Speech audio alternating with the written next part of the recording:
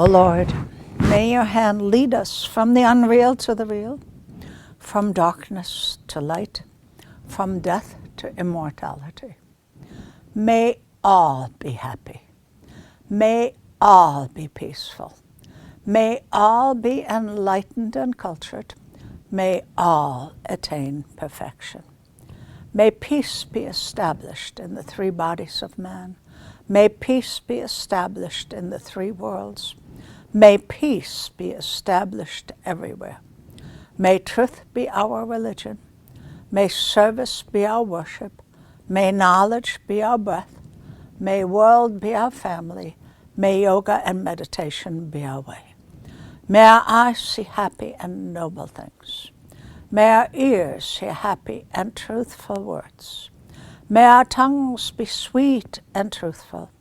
May our bodies be divine instruments. May noble thoughts come to us from all corners of the universe. May we never leave God. May God never leave us. Om, peace and love. Om, peace and health. Om, peace and enlightenment.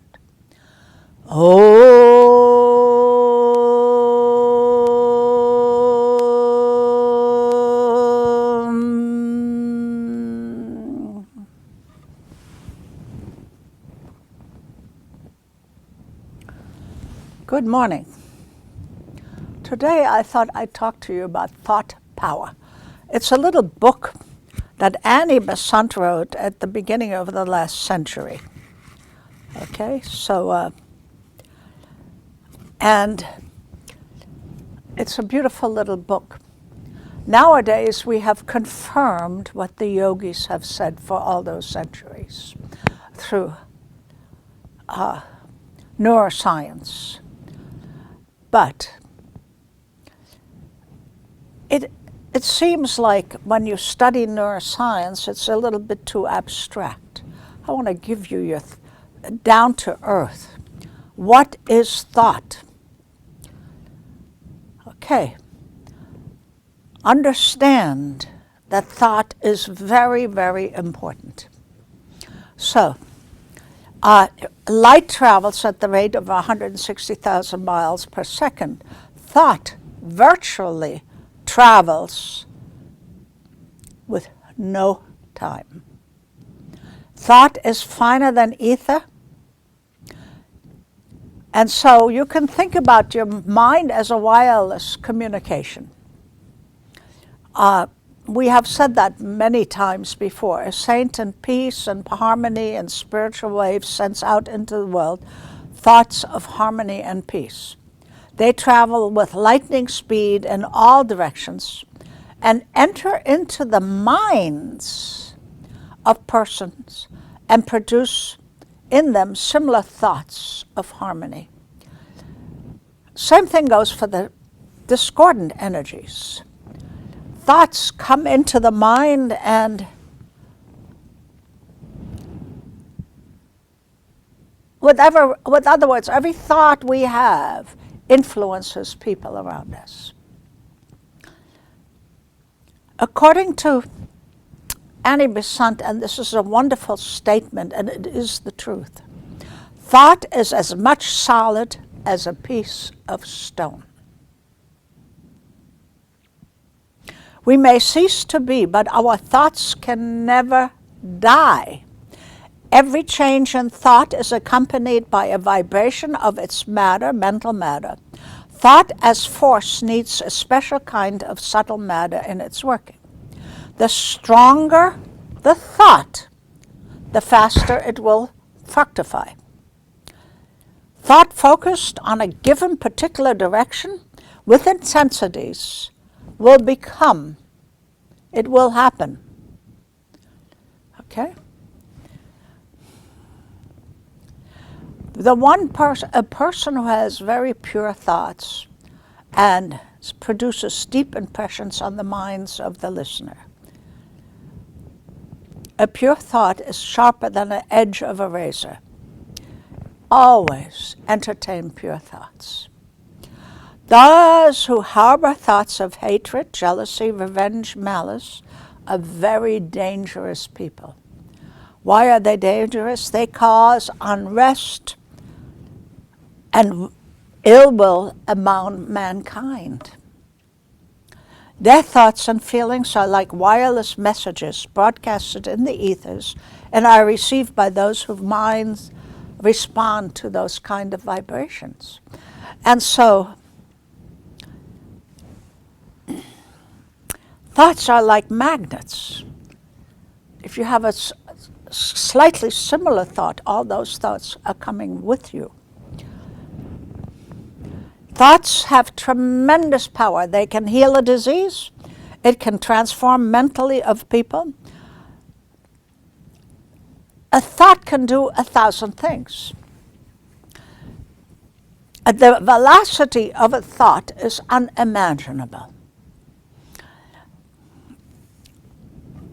And it's called prana. Thought force is like gravitation, cohesion, or repulsion. It is caused by the vibration of psychic prana, shukma prana, on the mental mind. Every thought that you send out is a vibration which never perishes. It goes vibrating every particle of the universe. And if your thoughts are noble, holy, they set a vibration for a very sympathetic mind. Every person has their own mental world and their own mode of thinking, their own ways of understanding things and their own ways of behaving. One should be in tune with the mental vibration or thought vibrations of another. Then only can one easily understand one another. Lustful thoughts, thoughts of hatred, jealousy, selfishness produce discordant images in the mind and cause clouding of understanding, perversion of intellect, loss of memory, and confusion in the mind. Let's think about that. It causes confusion in the mind. Do not harbor any negative thoughts. Even if you feel negative, stop your thoughts. Now,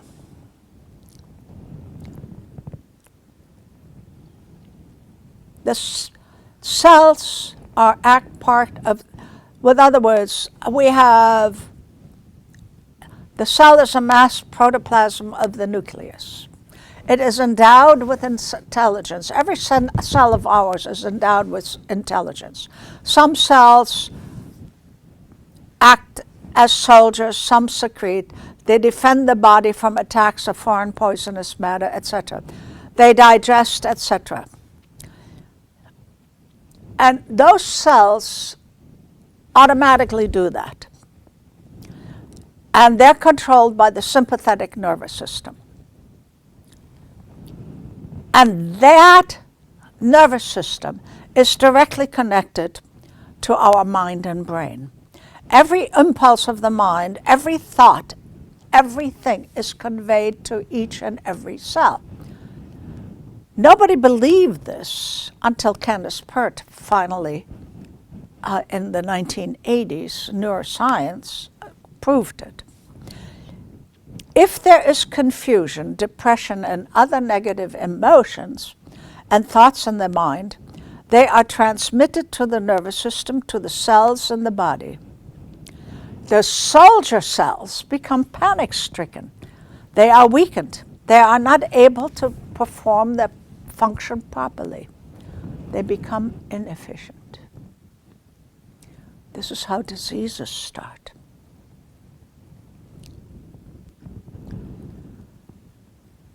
we have to understand how important our thoughts are and why Patanjali stated, Yoga Chitta Vritti Nirodha. Yoga means complete control over our thought waves.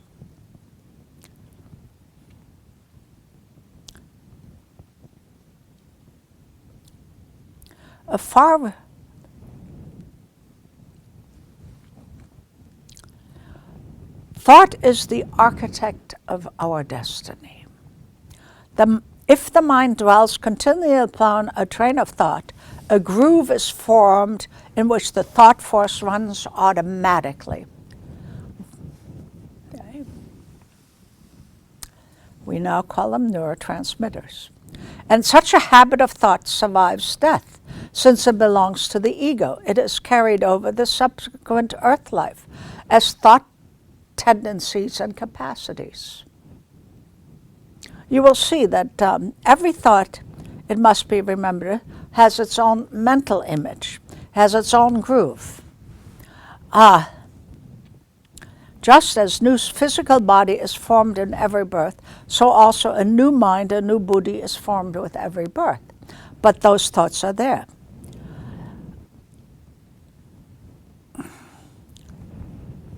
So, we must understand that we come with certain impressions in our mind. And those impressions are that we call them some scars. They're already within the person. You will know that if you have two children, the same genes, the same food, the same energy, but they're both totally different. They already have grooves in their mind that have been created. Neural pathways. And our mind goes into these neural pathways automatically if the grooves are deep enough. Each thought is a link in an endless chain of cause and effect and causes karma.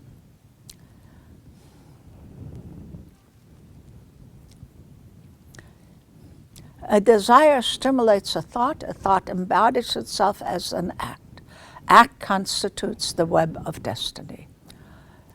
Mind is subtle form of the physical body. The physical form is outward manifestation of thought. So when the mind is wrought, the body is wrought also. The mind is surrounding you.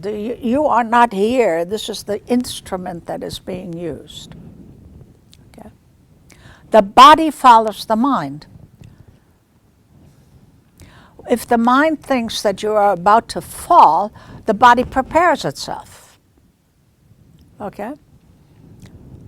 Fear, anxiety, grief, everything.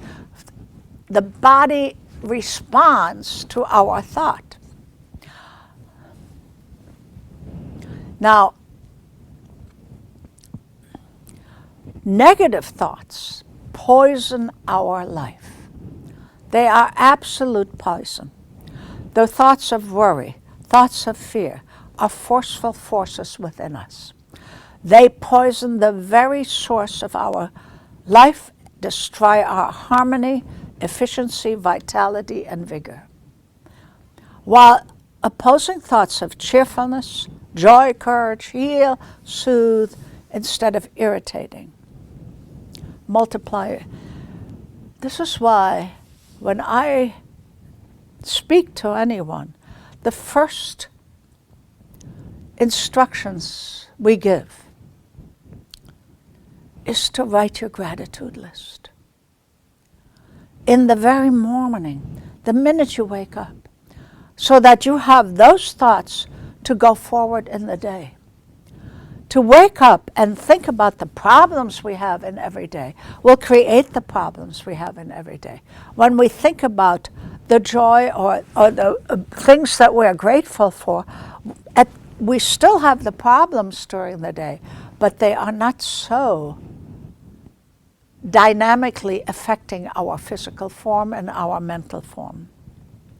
Similar thoughts attract each other. Like attracts like. People of similar sorts attracted towards each other. Birds that of the same feather flock together.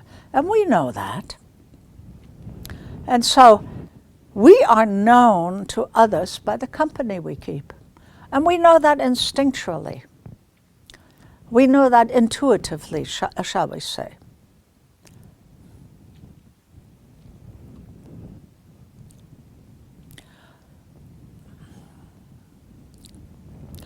So if we carry a thought very strongly and we hold it, and as we go over land and sea, and she says, land and sea you will unceasingly attract to yourself, knowing or inadvertently exactly and only what corresponds to your own dominant quality of thought. Thoughts are your private property, and you can regulate them to suit your taste entirely by steadily recognizing your ability to do so. So if your thoughts are that powerful, let us look inside and see and become mindful of what you are thinking. And then again understand that a thought is like a boomerang. Whatever you send out comes back. Michael says it's a boomerang, or Michael says it's a figure eight. Whatever you're sending out will come right back to you. If we love another, love will come back. If we hate, hate will come back. Our thoughts are so powerful. And this is beautiful. I'll read you this. An evil thought is thrice cursed. First, it harms the thinker by doing injury to the mental body. Secondly, it harms the person who is object. Lastly, it harms all of mankind by violating the whole mental atmosphere. Is that powerful? So no matter how you like mind, no matter how you judge, if you see evil, don't participate in it by saying it's evil and thinking about it, because you have aversion to it, and then you think about that aversion. No, think about the opposite. According to Patanjali, whenever there is if there is something that we don't like, we have to think of the opposite. So instead of saying, I hate the war and I don't want war, you start saying, I want peace. There should be peace in the world. Because whatever thought form you take, even though it has a positive meaning to you, it is in a negative form. You want to put it in a positive form. I don't want war, the war is no good. All of that is in a negative form. You want to take in the positive form. Peace, allow there to be peace. These are positive, and send those vibrations out. Because the word war sends a vibration out, and people who are thinking about war will attach themselves. So they are magnets.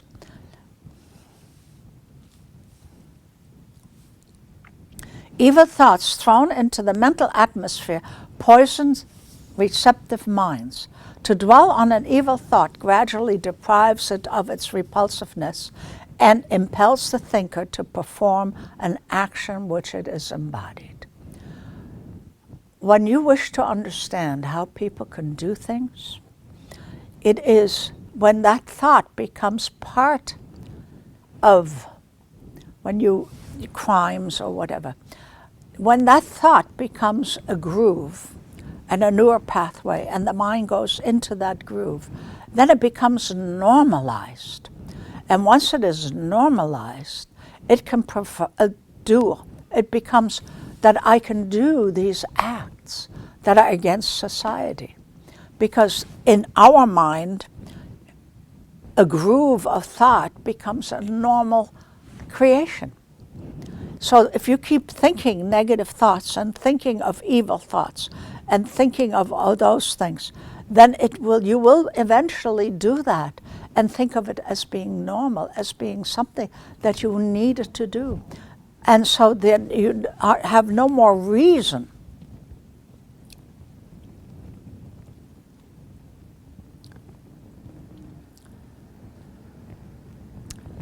No one can check the thought vibrations from the saints. Their pure, strong thought vibrations travel a very long distance, purifying the world and entering the minds of many. There is healing by suggestion. This is drugless treatment. It's suggestive therapeutics. By powerful suggestions, according to Annie Besant, and according to neuroscience now, you can cure any disease. But you have to have an absolute power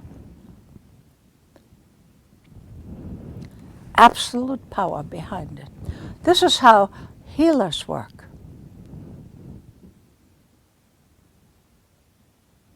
They put the mental thought forward, and then they lay their hands on you and allow the energy of the divine energy to flow through. It's all a thought vibration. Our whole life is nothing but a thought vibration. We're responding to thoughts within us.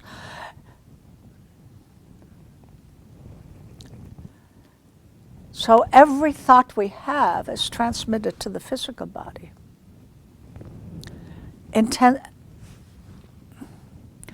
Intense passion, hatred, long-standing bitter jealousy, and corroding anxiety, fits and hot temper actually destroy the cells of the body and induce disease of the heart, liver, kidney, spleen, and stomach.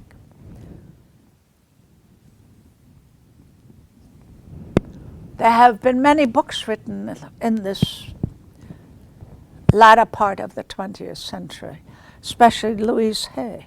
You can heal your life. And she has written which positive affirmations to give for which disease. This is quite true.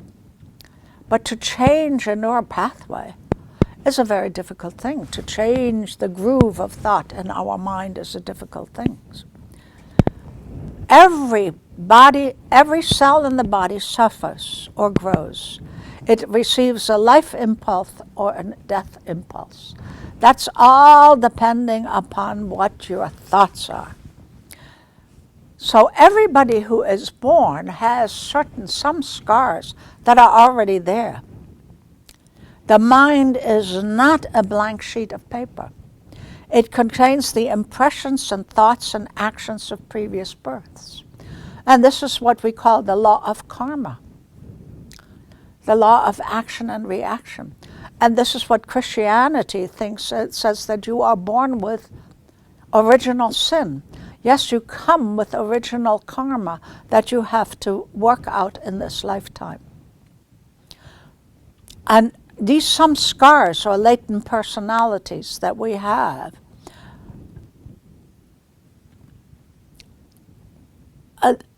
manifest.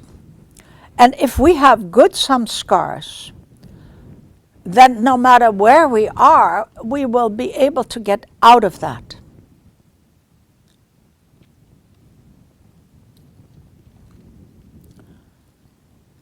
You have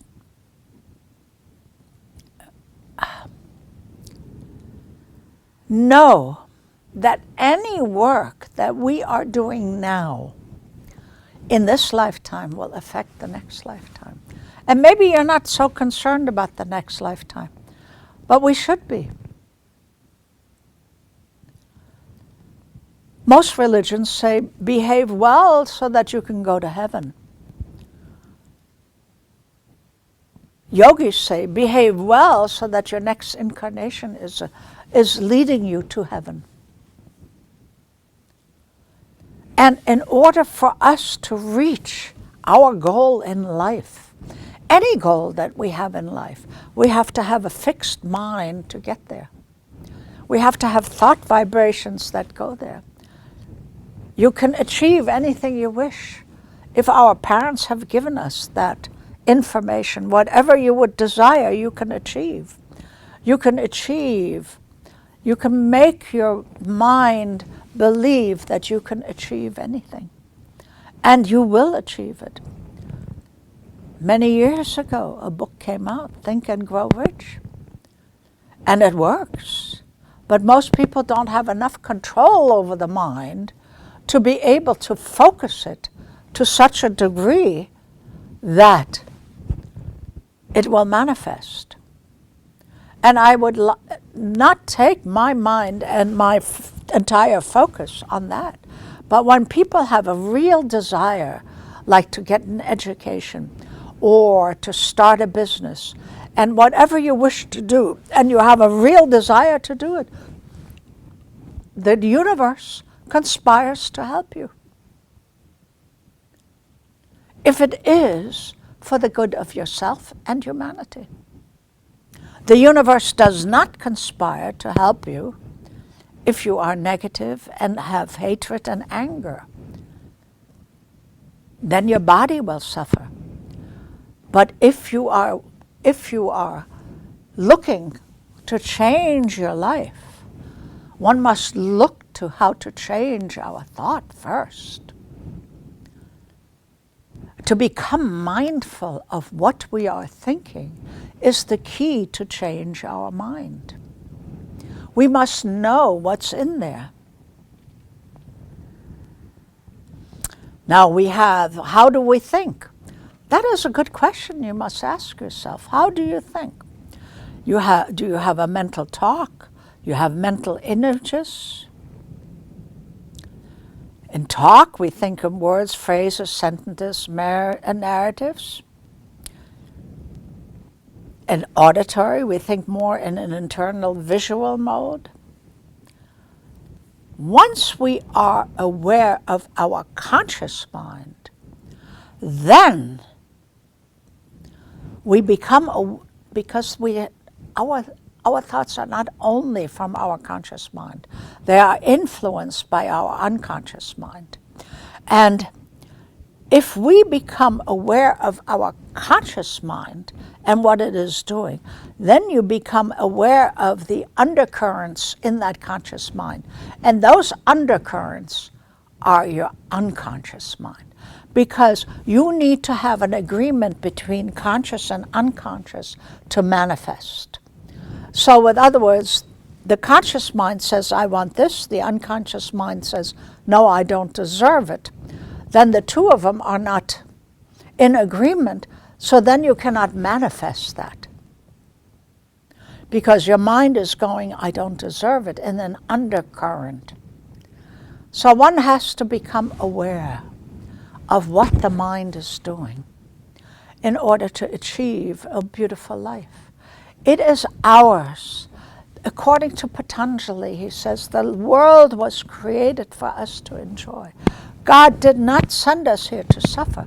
God sent us here to enjoy and manifest and to show the powers that we have. And if we understand thought power, either study the ancient teachings, which they talk grooves, or study neural pathways. And our new neuroscience, which is explaining the same thing that we have explained as grooves in the mind. Our mind keeps following the same grooves, and it goes over the same ones. Usually we have 10 or 12 of the same thought processes that we keep repeating and repeating and repeating. Watch the mind and see what goes into the mind over and over every day.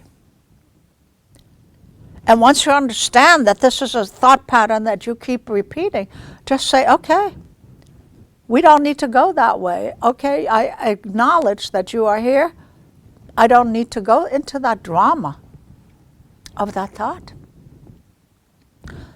This is just a pattern. Thought waves travel in a circular fashion. And they keep repeating and repeating and repeating in a circular fashion. Just like when you throw a stone into a clear bowl of water, in the middle it starts making grooves in a circular fashion. And the only time that they will stop is if there is an interference. Otherwise, it keeps on going and going and going and going until you forcefully stop it or it reaches the end. So there, we need to understand how important it is to watch our mind and become aware of what's in there. And to know that not everything that we are doing or thinking is us at this moment. It might be us from previous impressions. And do you want to carry those, or don't you want the new you, the you that you are feeling now? Or do you want to go back to being the you that you might have not, that you don't even know? And yet the mind keeps going into the same groove. So let's become totally aware of our thoughts. And let us study how we are thinking. And if your mind is busy, start taking any kind of mantra, be it in any kind of language, but the sacred languages are the best. And those are Latin, Hebrew, and Sanskrit. And take a mantra and repeat it instead. When you start a circular fashion of a thought pattern and you don't want to interrupt it with a mantra, that is the beauty about mantra. And the other beauty about mantra, which is transcendental meditation, the other beauty about mantra is that when the mind is idle, it has to think. Remember, your mind must think. It cannot be blank. Even in meditation, it is not blank. So you cannot blank your mind. Your mind must think. So when the mind is idle, Mataji, my guru, my Yogashakti, has always said the idle mind is a devil's workshop, because it goes deviling back and coming back with stuff that you have in the back of your mind, in your subconscious, and you're digging it up. It's a devil's workshop. It never thinks beautiful about you. It will start thinking, why didn't I do this? Why didn't I do that? I should have, I could have. It never says, I'm a beautiful soul. I'm a divine energy. You don't have that in your thoughts. So, instead of the mind going idle and going back to find something to think about, we use a mantra. And once the mantra becomes to such a point where you repeat it so many times, then it becomes natural for the mind to go into that rather than trying to dig up old neural pathways to travel in. Yes. Mind culture and mind understanding is the key, the very key to our existence. And I want you to take this lecture very seriously and think about it.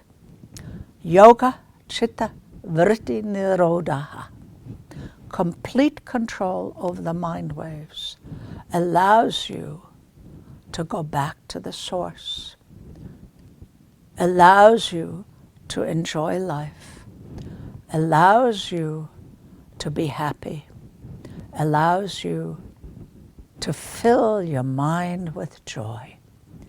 And with this, I will leave you today. Om.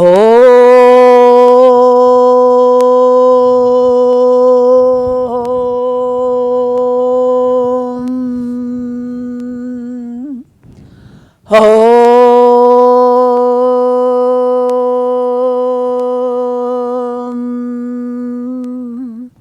Shanti, Shanti, Shanti. Om.